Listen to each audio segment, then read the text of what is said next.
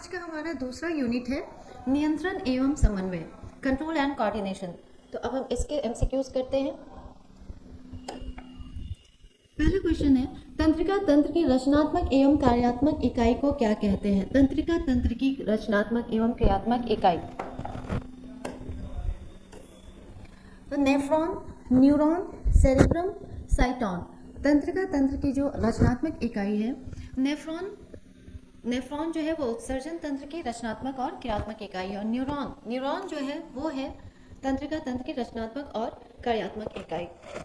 चलते हैं अगले क्वेश्चन की तरफ, जो है मस्तिष्क का कौन सा भाग शरीर की स्थिति तथा संतुलन का अनुरक्षण करता है? मस्तिष्क का कौन सा भाग शरीर की स्थिति तथा संतुलन का अनुरक्षण करता है? पहला है अग्र मस्तिष्क, अनुमस्तिष्क, मध्य मस्तिष्क, इनमें से कोई नहीं। तो सेरेब्रम जो है, सेरेबेलम, अनुमस्तिष्क, ये हमारे शरीर का पोस्चर और संतुलन, बैलेंस और जो भी हमारे वॉलंटरी एक्शंस होते हैं वो सारा सेरेब्रम के द्वारा कंट्रोल किया जाता है। तो आंसर है बी, अनुमस्तिष्क। आयोडीन की कमी से कौन सा रोग होता है? अगर आयोडीन की कमी हो जाए तो उससे कौन सा रोग होता है? घेगा, मधुमेह, स्कर्वी, एड्स। तो नीचे से आते हैं, एड्स जो है वो तो HIV वायरस से होता है। स्कर्वी विटामिन सी की डिफिशियंसी से होता है। मधुमेह इंसुलिन की डिफिशियंसी से होता है। घेगा, ग्वाइटर रोग जो है वो आयोडीन की कमी से होता है। तो आंसर है ए, घेगा ग्वाइटर। थायरॉक्सिन हार्मोन के संश्लेषण में किसका होना आवश्यक है? Chlorine, iodine, manganese, iron. तो थायराइड ग्लैंड जो है उसे थायरॉक्सिन सिक्रेट करने के लिए आयोडीन की आवश्यकता होती है, इसलिए थायरॉक्सिन हार्मोन के संश्लेषण में आयोडीन का खास रोल होता है, क्योंकि थायराइड ग्लैंड को इसकी आवश्यकता होती है।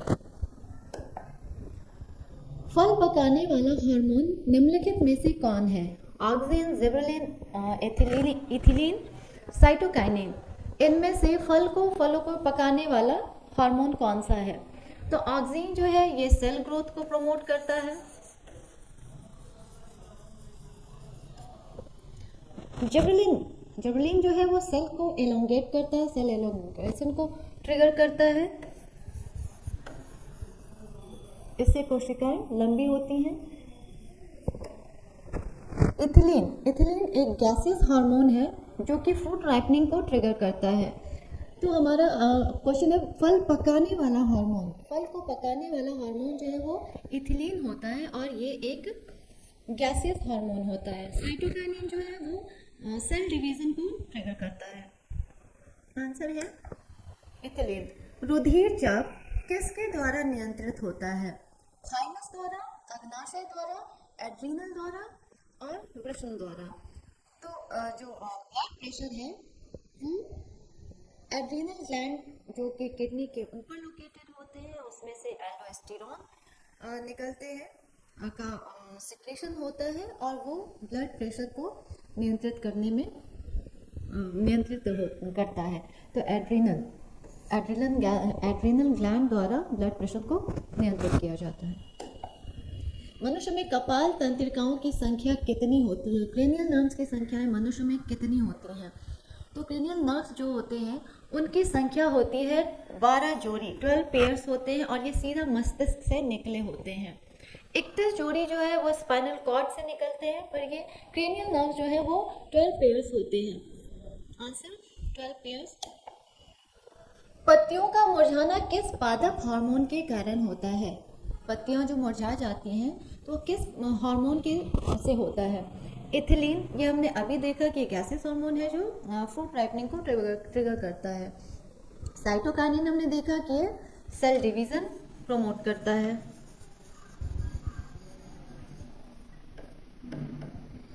ऑक्सिन सेल ग्रोथ को प्रमोट करता है, और एब्सिसिक एसिड जो है वो पत्तियों को मुरझाने, पत्तियों में जो एब्सिसिक एसिड जो है वो एक स्ट्रेस हार्मोन है जो ग्रोथ को इनहिबिट करता है, और पत्तियों को उसी के कारण पत्तियां मुरझाती हैं। What is androgen? एंड्रोजन क्या होता है? एंड्रोजन और ऑप्शन है नर लिंग हार्मोन, मादा लिंग हार्मोन, पाचक रस, इनमें से सभी। तो एंड्रोजन जो है वो नर लिंग हार्मोन होता है, वो मेल सेक्स हार्मोन होता है, जैसे कि लड़कों में किशोरावस्था की शुरुआत होती है और चेहरे पे बाल आना, दाढ़ी मूछ होना, शरीर में शरीर का विकास होना, ये सब एंड्रोजन हार्मोन्स के द्वारा ही होता है। तो आंसर है एंड्रोजन क्या है, तो ये मेल सेक्स हार्मोन है, नर लिंग हार्मोन। किशोरावस्था में होने वाले शारीरिक परिवर्तन का मुख्य कारण क्या है? किशोरावस्था में जो शारीरिक परिवर्तन होते हैं उसका मुख्य कारण क्या है? ऑप्शन है टेस्टोस्टेरोन, एस्ट्रोजन, थायरॉक्सिन, या फिर ए और बी दोनों। तो टेस्टोस्टेरोन जो है ये होता है मेल सेक्स हार्मोन,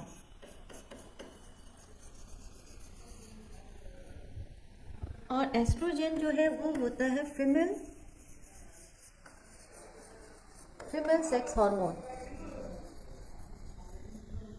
और किशोरावस्था में जो भी शारीरिक परिवर्तन होता है लड़कों में टेस्टोस्टेरोन के कारण होता है और लड़कियों में एस्ट्रोजन के कारण होता है। तो हमारा आंसर होगा ए और बी दोनों, क्योंकि टेस्टोस्टेरोन लड़कों के लिए, मेल्स के लिए, और एस्ट्रोजन फीमेल्स के लिए। आंसर है ए और बी दोनों। जन्म हार्मोन किसे कहा जाता है? Thyroxine, oxytocin, insulin, thyrotropin. तो जन्म हार्मोन जो है वो ऑक्सीटोसिन को बोला जाता है, क्योंकि प्रसव के दौरान ऑक्सीटोसिन जो है वो ओवरी के वॉल्स को कॉन्ट्रैक्ट करती हैं और उसे तैयार करती हैं बच्चे को बाहर निकलने में। तो जन्म हार्मोन जो है वो होता है oxytocin, option B. Corpus luteum से स्रावित होने वाला हार्मोन कौन सा है? तो कॉर्पस एंड्रोजन, ये तो एड्रेनल ग्लैंड से सिक्रीट होता है। प्रोजेस्टेरॉन जो है वो कॉर्पस ल्यूटियम से स्रावित होता है, और इसका जो कार्य है प्रोजेस्टेरॉन का वो होता है गर्भ को स्थापित करना और उसे बनाए रखना। तो कॉर्पस ल्यूटियम से प्रोजेस्टेरॉन जो है वो सिक्रेट होता है। शरीर की मास्टर ग्रंथि किसे कहते हैं? शरीर की मास्टर ग्रंथि, मास्टर ग्लैंड किसे कहते हैं? पिट्यूटरी, एड्रिनल, थायराइड, अग्नाशय।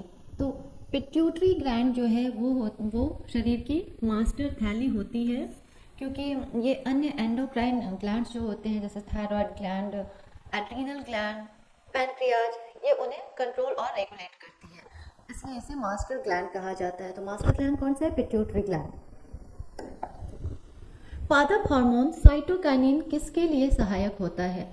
तो पादप हार्मोन साइटोकाइनिन सेल डिवीजन के लिए सहायक होता है। तो आंसर है cell division, cytokinin and cell division.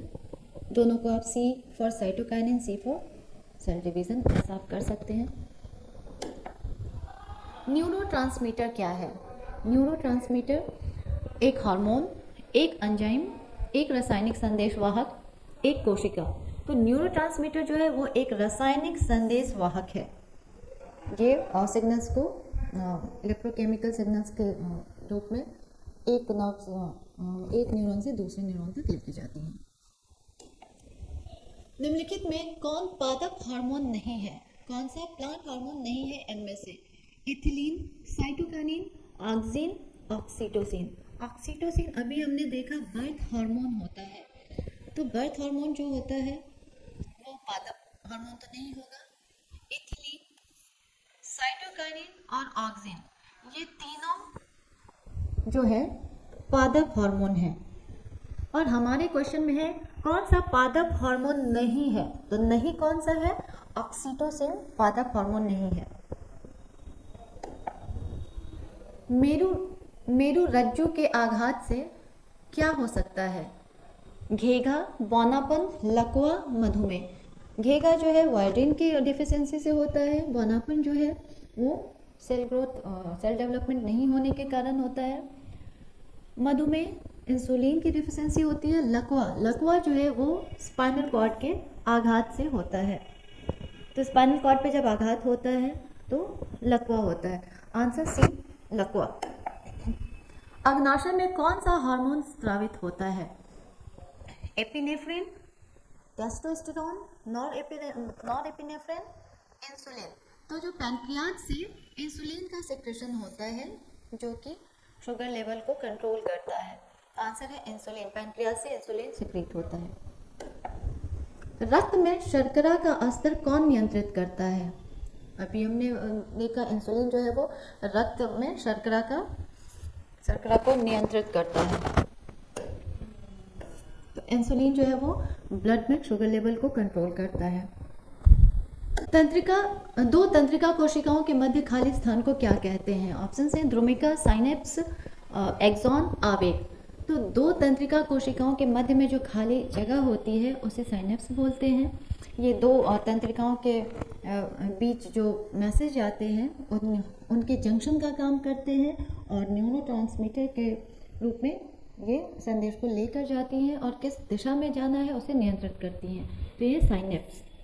दो और तंत्रिका कोशिकाओं के बीच का खाली स्थान जो है उसे साइनेप्स बोलते हैं। छुई मुई के पौधों में गति किस कारण होती है? छुई मुई जिसे हम लाजवंती भी बोलते हैं और माइमोसा पुडिका ये छुई मुई का साइंटिफिक नेम है। तो ये एक काफ़ी सेंसिटिव पौधा होता है। देखते हैं ऑप्शंस क्या है। प्रकाश, स्पर्श, जल और ताप। तो आपने भी देखा होगा छुई मुई के पौधों को जब आप छूते हैं, टच करते हैं, तो उनकी पत्तियां जो हैं वो मुरझा जाती हैं।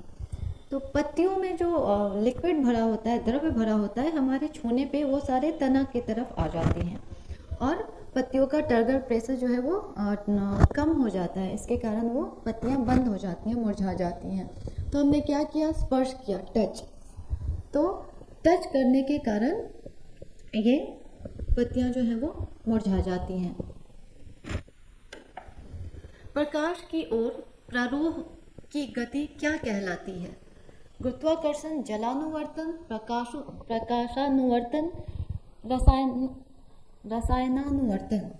तो जब पौधे प्रकाश की तरफ बढ़ते हैं या प्रकाश की तरफ झुकते हैं तो उसे क्या बोलते हैं? प्रकाशानुवर्तन, फोटोट्रॉपिज्म। प्रकाश की तरफ ग्रोथ होना पौधों का, उसे प्रकाशानुवर्तन कहते हैं। निम्नलिखित में से कौन सी अनैच्छिक क्रिया नहीं है? अनैच्छिक क्रिया नहीं है। तो पहले जानते हैं अनैच्छिक क्रिया क्या होती है। अनैच्छिक क्रियाएं वो हैं जो हमारे नियंत्रण में नहीं होती हैं, वो खुद ब खुद होती हैं। तो इनमें से कौन सी क्रिया है जो अनैच्छिक नहीं है? वमन, चबाना, हृदय, लार आना। तो कौन सी है जो हम खुद से नियंत्रित नहीं कर सकते हैं? वमन, ये हमारे नियंत्रण में नहीं है।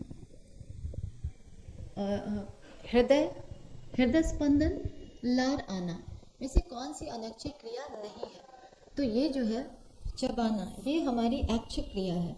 इसे हम अपनी इच्छा से करते हैं और ये तीनों जो क्रियाएं हैं वो हमारी अनैच्छिक क्रियाएं हैं। तो चबाना जो है वो हमारी अनैच्छिक क्रिया नहीं है, वो ऐच्छिक क्रिया है।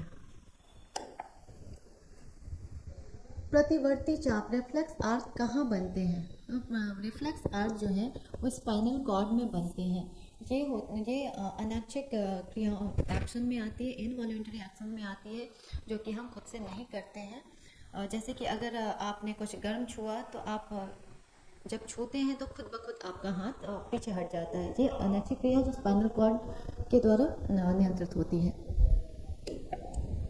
बौनापन का मुख्य कारण क्या है? इंसुलिन की कमी, थायरॉक्सिन की कमी, वृद्धि हार्मोन की कमी, एड्रेनलिन की कमी।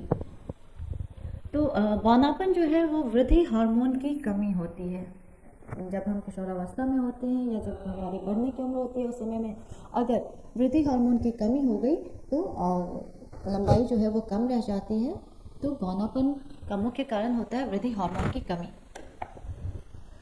जिबरेलिन क्या है? जिबरेलिन एक पादप हार्मोन है, एंजाइम है, वसा है, कार्बोहाइड्रेट है। जिबरेलिन जो है वो एक पादप हार्मोन है जो कि कोशिकाओं को इलोंगेट करती है, लंबा करती है। न्यूरॉन में ध्रुमिका का मुख्य कार्य क्या है?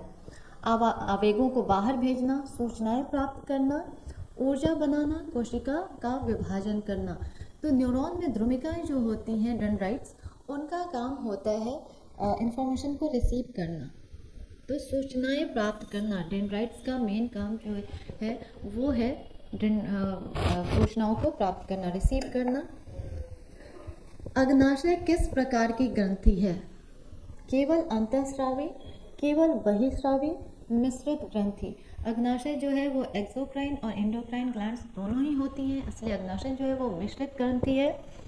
तो हमारा आंसर है सी, मिश्रित ग्रंथि। इसमें एंडोक्राइन और एक्सोक्राइन दोनों ग्लैंड्स को वो नियंत्रित करती है। पीयूष ग्रंथि से निकलने वाला मुख्य हार्मोन कौन सा होता है? पीयूष ग्रंथि से कौन सा हार्मोन निकलता है? इंसुलिन, थायरॉक्सिन, वृद्धि हार्मोन, एस्ट्रोजन। तो पिट्यूटरी ग्लैंड्स जो हैं वो वृद्धि हार्मोन, उनका निकलने वाला जो मेन हार्मोन है वो है वृद्धि हार्मोन, जो कि पिट्यूटरी ग्लैंड्स सिक्रेट करती हैं। पराग नलिका का बीजांड, पराग नलिका का बीजांड की ओर वृद्धि करना किस प्रकार की गति है? जलानुवर्तन, प्रकाशानुवर्तन, रसायनानुवर्तन, गुरुत्वानुवर्तन। तो पराग नलिका जो होती है, जब निषेचन की क्रिया होती है तो बीजांड से एक तरह का केमिकल निकलता है, जिस केमिकल से पराग नलिका जो है उसकी तरफ आकर्षित होती है और झुकती है। तो वो केमिकल का जो सिक्रेशन होता है उससे वो अट्रैक्ट होते हैं और उस तरफ खींचते हैं। तो ये रसायनानुवर्तन, कीमोट्रॉपिज्म में आता है। तो आंसर है हमारा कीमोट्रॉपिज्म। पराग नलिका का बीजांड की ओर वृद्धि करना कीमोट्रॉपिज्म कहलाता है, केमिकल्स की तरफ झुकना। इंसुलिन की कमी से कौन सा रोग होता है? घेघा, मधुमेह, बौनापन, लकवा। तो इंसुलिन की कमी से डायबिटीज होता है, मधुमेह होता है। मस्तिष्क का सबसे बड़ा और विकसित भाग कौन सा है? Cerebrum, medulla, cerebrum, pons. तो मस्तिष्क का सबसे बड़ा और विकसित भाग जो है वो है सेरेब्रम। Answer C. प्रतिवर्ती क्रिया, रिफ्लेक्स एक्शन का मुख्य नियंत्रण कहाँ होता है? स्पाइनल कॉर्ड पे होता है। हमने इसे अभी डिस्कस किया था कि जो स्पाइनल कॉर्ड है वो रिफ्लेक्स एक्शन को नियंत्रित करती हैं। मादा जनन ग्रंथि कौन सी होती है? वृषण, अंडाशय, अग्नाशय, थायराइड। तो वृषण जो है वो तो मेल पार्ट है। अंडाशय, ओवरी जो है वो मादा जनन ग्रंथि है। तंत्रिका आवेग किस रूप में संचारित होते हैं? तो तंत्रिका आवेग जो हैं वो विद्युत आवेग के रूप में संचारित होते हैं। तो आज बस इतना ही।